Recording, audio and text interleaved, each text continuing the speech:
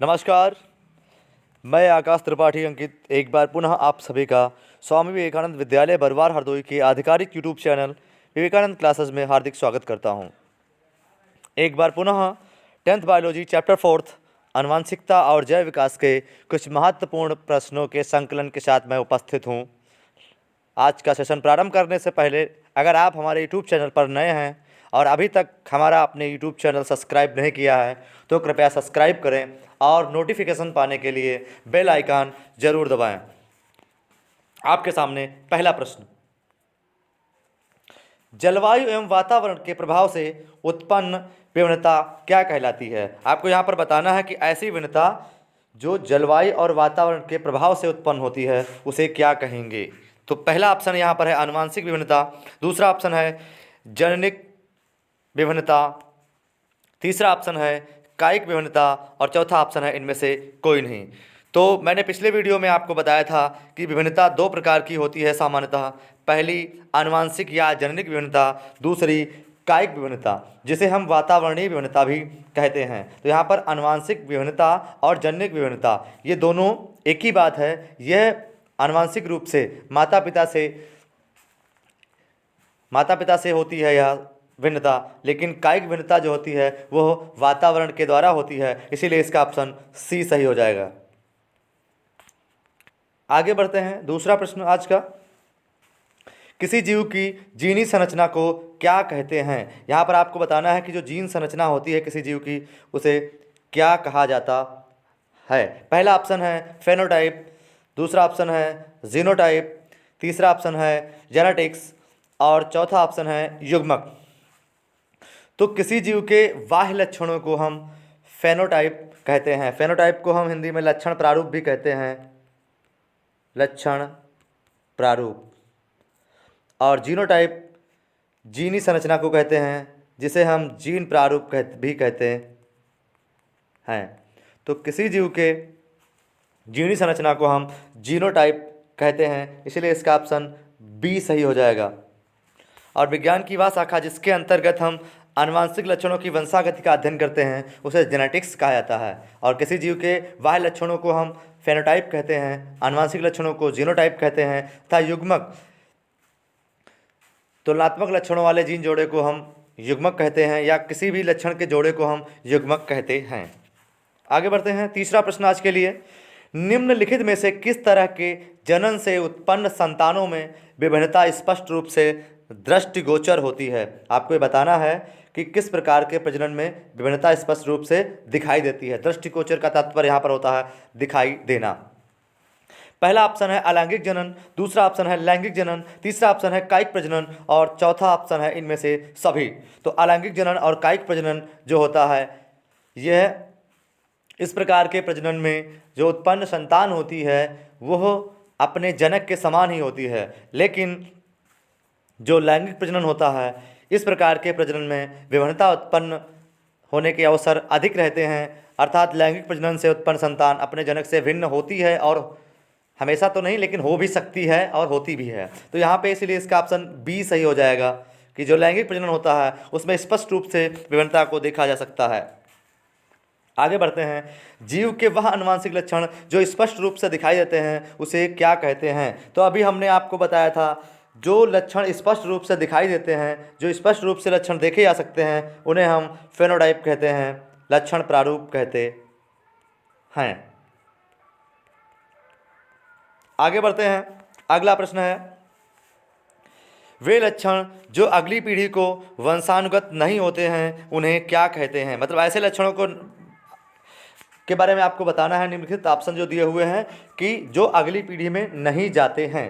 पहला ऑप्शन है आनुवांशिक उत्परिवर्तन, दूसरा ऑप्शन है कायिक विभिन्नता, तीसरा ऑप्शन है उपार्जित या अर्जित विभिन्नता और चौथा ऑप्शन है ए और बी दोनों। तो यहाँ पर आपको ये बताना है कि कौन से लक्षण वे लक्षण जो अगली पीढ़ी में वंशानुगत नहीं होते हैं। तो जो आनुवांशिक उत्परिवर्तन तथा कायिक विभिन्नता जो होती है वह पीढ़ी दर पीढ़ी वंशानुगत नहीं होती है, इसीलिए इसका ऑप्शन डी सही हो जाएगा। आगे बढ़ते हैं, अगला प्रश्न है, वे जीव जो जीव अपने आप को परिस्थितियों के अनुसार परिवर्तित कर पाते हैं वे जीवित रह पाते हैं। प्रकृति की यह घटना कहलाती है। बहुत इंपॉर्टेंट प्रश्न है ये, बहुत अच्छा प्रश्न है कि ऐसे जीव जो अपने आप को वातावरण के अनुकूल ढाल लेते हैं वही जीवित रह पाते हैं। इस घटना को क्या कहते हैं? पहला ऑप्शन है आनुवंशिक भिन्नता, दूसरा ऑप्शन है आनुवंशिक पुनर्योग, तीसरा ऑप्शन है प्राकृतिक चयन और चौथा ऑप्शन है इनमें से कोई नहीं। तो जो जीव अपने आप को परिस्थिति के अनुकूल परिवर्तित कर पाते हैं और जीवित रह पाते हैं यह घटना प्राकृतिक चयनवाद कहलाती है। इसलिए इसका ऑप्शन सी सही हो जाएगा। आगे बढ़ते हैं। वे जीव जो आपस में प्रजनन कर सकते हैं जैसे संतान उत्पन्न कर सकते हैं क्या कहलाते हैं? ऐसे जीव जो आपस में प्रजनन कर सकते हैं उन्हें हम क्या कहेंगे?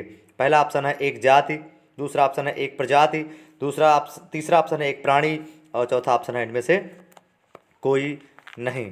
तो यहाँ पर जो जीव आपस में प्रजनन कर सकते हैं उन्हें हम एक प्रजाति कहते हैं। यहाँ पर इसका ऑप्शन बी सही हो जाएगा। एक प्रजाति के जीव ही आपस में प्रजनन कर सकते हैं।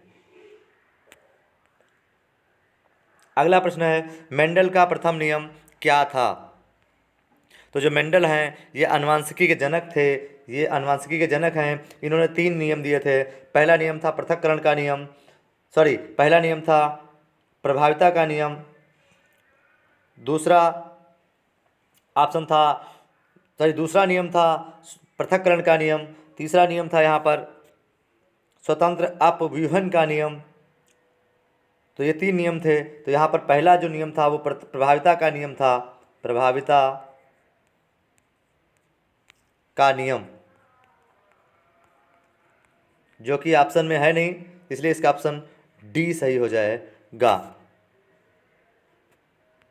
आगे बढ़ते हैं। अगला प्रश्न है मानव विकास के अध्ययन के साधन क्या हैं? अगर आपको मानव का विकास किस प्रकार से हुआ है इसका अध्ययन करना है तो क्या साधन अपनाएंगे? पहला ऑप्शन है उत्खनन। उत्खनन का मतलब होता है अवशेषों की खुदाई करना। दूसरा ऑप्शन है समय निर्धारण, जिसको हम कहते हैं कार्बन डेटिंग।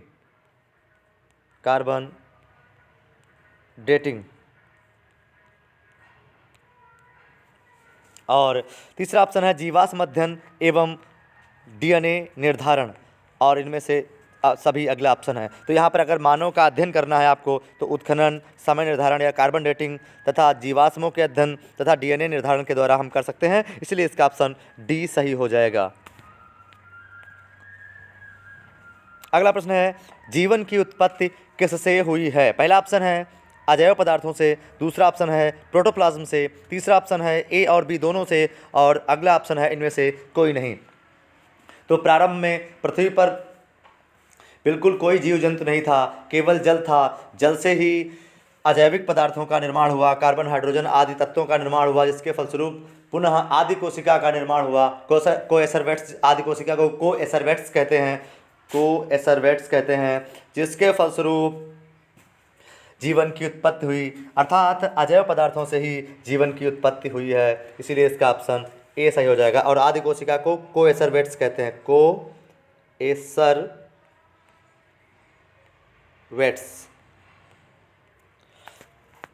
आगे बढ़ते हैं। अगला प्रश्न है प्राकृतिक वर्ण द्वारा जैव विकास का सिद्धांत किसने दिया था? अभी पीछे प्रकृति का वर्णवाद अभी पूछा था मैंने प्रश्न। तो यहाँ पर पहला ऑप्शन है मेंडल, दूसरा ऑप्शन है लैमार्क, तीसरा ऑप्शन है डार्विन और चौथा ऑप्शन है इनमें से कोई नहीं। तो जो डार्विन थे, डार्विन को प्राकृतिक वर्णवाद का जनक माना जाता है। प्राकृतिक वर्णवाद का सिद्धांत जो था वो डार्विन ने दिया था। इसलिए इसका ऑप्शन सी सही हो जाएगा। आगे बढ़ते हैं। मेंडल के एक संकरण में F1 का लक्षण प्रारूप या फिनोटाइप अनुपात क्या था? यहाँ पर आपको बताना है कि जो मेंडल ने एक संकर क्रॉस कराए थे, मेंडल ने जो अपने क्रॉस कराए उसमें कुछ प्रयोग एक जोड़ी विपरीत लक्षणों को ध्यान में रखकर कराए थे, कुछ प्रयोगों में 2 जोड़ी विपरीत लक्षणों को ध्यान में रखकर क्रॉस कराया था। अर्थात एक संकर क्रॉस और दूसरा द्विसंकर या बहुसंकर क्रॉस था। तो जो एक संकर क्रॉस था उसके अंतर्गत उन्होंने 2 नियम प्रतिपादित किए थे, प्रभाविता का नियम तथा पृथक्करण का नियम। इसमें जो लक्षण प्रारूप था, उसका जो जीनोटाइप था वो कितना था आपको ये बताना है। तो पहला ऑप्शन है यहाँ पर 3:1, दूसरा ऑप्शन है 1:2:1, तीसरा ऑप्शन है 3:3, 9:3:3:1। तो आपको जो एक संकर क्रॉस का जो लक्षण प्रारूप था, फिनोटाइप था, वह 3:1 था, तथा जो उसका जीनोटाइप, अगर जीनोटाइप आपसे पूछता है तो उसका आंसर हो जाएगा 1:1 यहाँ पर। लेकिन आपसे पूछा गया है फिनोटाइप अनुपात क्या था, तो फिनोटाइप अनुपात 3:1 होता है, इसलिए इसका ऑप्शन ए सही हो जाएगा। आगे बढ़ते हैं। जैव विकास के अलावा डार्विन ने किस पर शोध किए? तो डार्विन ने जो है जैव विकासवाद प्रस्तुत किया था, और यहाँ पर ये बताना है आपको कि इसके अलावा जो डार्विन ने जैव विकासवाद का प्रयोग किया था जिराफ पर, उसके अलावा किस दूसरे टॉपिक पर अपने नियम दिए या अध्ययन किया? पहला ऑप्शन है आनुवंशिकता पर, तो बिल्कुल नहीं, आनुवंशिकता पर तो इन्होंने अध्ययन किया ही नहीं था। दूसरा पोषण और पाचन पर, यह भी बिल्कुल गलत स्टेटमेंट है। और अगला ऑप्शन है भूमि की उर्वरता बनाने में केंचुओं की भूमिका पर, बिल्कुल यही सही जवाब है कि जैव विकास के अलावा डार्विन ने भूमि की उर्वरता बनाने में केंचुए की भूमिका पर भी अपना अध्ययन किया था। अगला प्रश्न है मेंडल के द्विगुण संकरण। द्विगुण संकरण का तात्पर्य यहाँ पर है द्विसंकर क्रॉस, द्विसंकर। जो मेंडल का द्विसंकर क्रॉस था, यहाँ पर F2 पीढ़ी का अनुपात जो 9:3:3:1 क्या दर्शाता है? पहला ऑप्शन है लक्षण स्वतंत्र नहीं होते हैं, दूसरा ऑप्शन है लक्षणों की वंशागत नहीं होती है, तीसरा ऑप्शन है लक्षणों की स्वतंत्र वंशागत होती है, और चौथा ऑप्शन है इनमें से कोई नहीं। तो जैसा कि आपको यह ज्ञात है कि जो द्विसंकर क्रॉस होता है स्वतंत्र अभिवन का नियम होता है, इसमें इन्होंने मेंडल ने 2 जोड़ी पीले लक्षणों को ध्यान में रखकर क्रॉस कराया था। इन्होंने गोल पीले तथा झुर्रीदार हरे पौधों के मध्य क्रॉस कराया। तो F1 पीढ़ी में सभी प्रभावीता के नियम के अनुसार सभी गोल पीले उत्पन्न हुए, लेकिन F2 पीढ़ी में इनमें जो पौधे उत्पन्न हुए उनमें गोल पीले, गोल हरे, झुर्रीदार पीले और झुर्रीदार हरे के मध्य जो अनुपात था 9:3:3:1 था, और प्रत्येक इकाई ने अपना स्वतंत्र रूप से प्रदर्शन किया था, अर्थात लक्षणों की स्वतंत्र वंशागति होती है। इसलिए इसका ऑप्शन सी सही हो जाएगा कि प्रत्येक इकाई जो होती है वो अपना स्वतंत्र रूप से प्रदर्शन करती है। अगला प्रश्न है द्विगुण संकरण के F2 पीढ़ी में क्या लक्षण प्रारूपी अनुपात प्राप्त हुआ था? यहाँ पे आपको बताना है कि जो द्विसंकरण क्रॉस था उसमें F2 पीढ़ी में या दूसरी पीढ़ी में जो लक्षण प्रारूप या फिनोटाइप क्या था? फिनोटाइप आपको बताना है क्या था। तो बिल्कुल F2 पीढ़ी का जो फिनोटाइप था वो 9331 था, इसलिए इसका ऑप्शन सी सही हो जाएगा। आगे बढ़ते हैं। द्विगुण संकरण में F1 पीढ़ी में कैसे बीज वाले पौधे प्राप्त होते हैं? तो पहला ऑप्शन है यहाँ पर सभी गोलाकार और पीले, दूसरा ऑप्शन है सभी झुर्रीदार और पीले, तीसरा ऑप्शन है सभी गोलाकार और हरे, और चौथा ऑप्शन है इनमें से कोई नहीं। तो मैंने अभी आपको बताया था पिछले प्रश्न में कि जो द्विसंकर क्रॉस होता है उसमें मेंडल ने गोल पीले तथा झुर्रीदार हरे पौधों के मध्य क्रॉस कराया। गोल जो होता है वह झुर्रीदार पर प्रभावी होता है और पीला रंग जो होता है वो हरे पर प्रभावी होता है। इसीलिए जो पहला नियम होता है, पहले नियम के अनुसार, प्रभाविता के नियम के अनुसार पहली पीढ़ी में केवल प्रभावी लक्षण का ही प्रदर्शन होगा, इसीलिए सभी गोल पीले ही होंगे। इसीलिए इसका ऑप्शन पहला सही हो जाएगा, गोल पीले, सभी गोलाकार और पीले। आगे बढ़ते हैं। अगला प्रश्न है द्विगुण संकरण या डिहाइब्रिड क्रॉस, या जिसको हमने बताया है आपको द्विसंकर क्रॉस के लिए मेंडल ने कैसे बीज वाले मटर के पौधे चुने? तो अभी हमने बताया है प्रश्न कि गोल पीले और झुर्रीदार हरे, इसीलिए इसका ऑप्शन डी सही हो जाएगा कि मेंडल ने जब गोल पीले और झुर्रीदार हरे दोनों ही चुने हैं, इसलिए पहला ऑप्शन था गोलाकार और पीले और तीसरा ऑप्शन है झुर्रीदार हरे, इसलिए ए और सी दोनों सही हो जाएगा। आगे बढ़ते हैं। आज के लिए 18वां प्रश्न है और बाकी इस टॉपिक का ये 38वां प्रश्न है। कैपिटल टी और कैपिटल टी स्मॉल टी दोनों ही पौधे लंबे होते हैं, फिर भी इनमें भिन्नता क्या है? तो यहाँ पर आपको ध्यान देना है, पहला ऑप्शन है डबल कैपिटल टी शुद्ध और कैपिटल टी स्मॉल टी अशुद्ध है, और इसके बाद में डबल कैपिटल टी अशुद्ध और कैपिटल टी स्मॉल टी अशुद्ध है, डबल कैपिटल टी और यहाँ पर कैपिटल टी स्मॉल टी दोनों शुद्ध हैं, और चौथा ऑप्शन है डबल कैपिटल टी और कैपिटल टी स्मॉल टी दोनों अशुद्ध हैं। तो सीधी सी बात है, जब किसी जीन जोड़े के दोनों कारक एक समान होते हैं तो उसे हम समयुग्मजी कहते हैं। समयुग्मजी कहते हैं। जो शुद्ध प्रजाति होती है उनके दोनों कारक एक समान होते हैं, अर्थात जो कैपिटल टी आपका है वह हो गया शुद्ध। और यदि किसी जीन जोड़े के दोनों कारक या दोनों जीन्स या किसी लक्षण के दोनों जीन्स समान नहीं होते हैं तो उसे हम विषम युग्मजी कहते हैं। जैसे संकर प्रजाति, कैपिटल टी और स्मॉल टी, यह संकर प्रजाति है, और जो संकर प्रजाति होती है वह शुद्ध नहीं होती है। तो यहाँ पर आपको मैच कर लेना है, कैपिटल टी शुद्ध किस ऑप्शन में है, केवल पहले ही ऑप्शन में है, इसीलिए इसका ऑप्शन ए सही हो जाएगा। जो डबल कैपिटल टी शुद्ध प्रजाति हो जाएगी और कैपिटल टी स्मॉल टी जो कि संकर प्रजाति है यह अशुद्ध होती है, इसीलिए इसका ऑप्शन ए सही हो जाएगा। आगे बढ़ते हैं। अगला प्रश्न है, मेंडल के प्रयोग में प्रथम संतति या F1 पीढ़ी वाले पौधे कैसे थे। तो आपको अभी हमने बताया कि जब जहाँ एक संकर क्रॉस हो, चाहे द्विसंकर क्रॉस हो, चाहे मोनोहाइब्रिड हो या डबल हाइब्रिड हो, डिहाइब्रिड हो, दोनों ही क्रॉस में पहली पीढ़ी में केवल प्रभावी लक्षणों का ही प्रदर्शन होता है।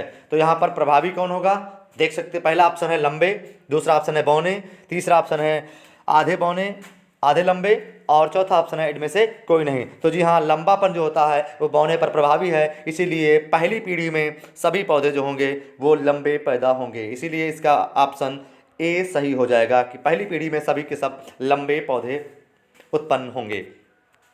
आज के लिए अंतिम प्रश्न यहाँ पर, मेंडल के प्रयोग में प्रथम संतति वाले सारे पौधे लंबे ही क्यों थे। बहुत अच्छा प्रश्न है। यहाँ पर आपको बताना है कि पहली पीढ़ी में सभी लंबे पौधे ही क्यों उत्पन्न थे। तो जैसा कि प्रभाविता का नियम कहता है कि जब दो विपरीत लक्षणों को ध्यान में रखकर क्रॉस कराया जाता है तो पहली पीढ़ी में केवल प्रभावी लक्षण का ही प्रदर्शन होता है, तथा जो लक्षण प्रदर्शित नहीं होता है उसे हम अप्रभावी लक्षण कहते हैं। इससे यही प्रभाविता का नियम कहलाता है। तो मेंडल ने जब यहाँ पर लंबे और बौने पौधों के मध्य क्रॉस कराया तो पहली पीढ़ी में लंबे पौधे सभी उत्पन्न हुए, क्योंकि लंबापन जो होता है वो बौने पर प्रभावी होता है। इसीलिए इसका मुख्य कारण क्या होगा, लंबाई का लक्षण प्रभावी होना, इसलिए इसका ऑप्शन ए सही हो जाएगा।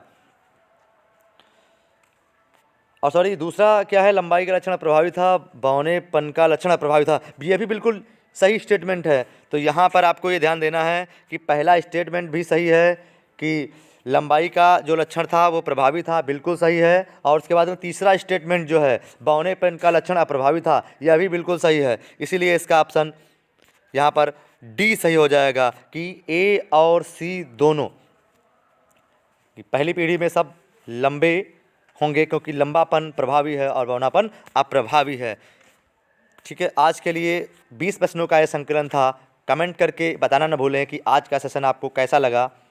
अगर यह आपकी परीक्षा के लिए उपयोगी लगा है तो यह भी कमेंट करके ज़रूर बताएं, और वीडियो को लाइक करना न भूलें ताकि हमारा मनोबल बढ़ता रहे, क्योंकि काफ़ी मेहनत के पश्चात इन प्रश्नों का संकलन करके आप तक पहुंचाने का प्रयास करता हूं, और इससे आपके मित्र भी लाभान्वित हो सकें, इसीलिए उन्हें यह वीडियो ज़रूर शेयर करें। और एक बार पुनः अगर आपने इस चैनल सब्सक्राइब नहीं किया है तो चैनल ज़रूर सब्सक्राइब करें, और नोटिफिकेशन पाने के लिए बेल आइकन ज़रूर दबाएं। अगर व्हाट्सएप से भी मुझसे जुड़ना चाहते हैं या व्हाट्सएप के माध्यम से भी आप नोटिफिकेशन पाना चाहते हैं इस वीडियो की, तो दिए गए नंबर 9621727242 पर मुझे मैसेज करें।